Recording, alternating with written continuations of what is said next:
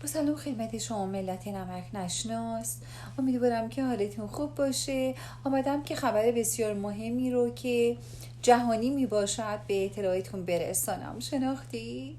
آزاده هستم و امروز آمدم بگویم که ما با چادر خداحافظی کردیم.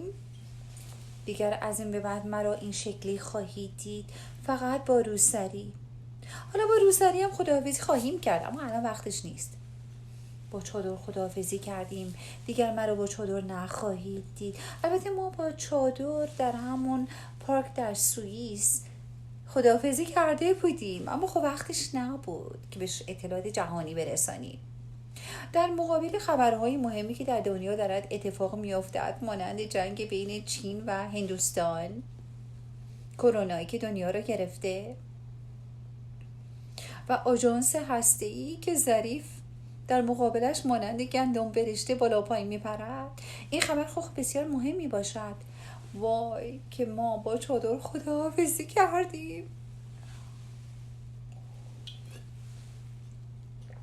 آخه چادر با این آبجو خیلی خوب با هم نمی رفت، روسری با این بسیار عالی می رود. آره با هم میبینید چه به هم می آید. آبجو حلال است. ما قهر کردیم، دیگر مرا با چادر نخواهید دید. حالا کم کم این را هم از دست خواهیم داد، الان وقتش نیست. گفتم یادتون هست که چقدر من گیر میدادم به خانم هایی که چادر نداشتن؟ خب اون موقع اونجوری اعجاب میکرد، الان اینجوری. بله آره، گفتم که در میان خبرهای جهانی این را هم بدانید که ما با چادر خداحافظی کردیم.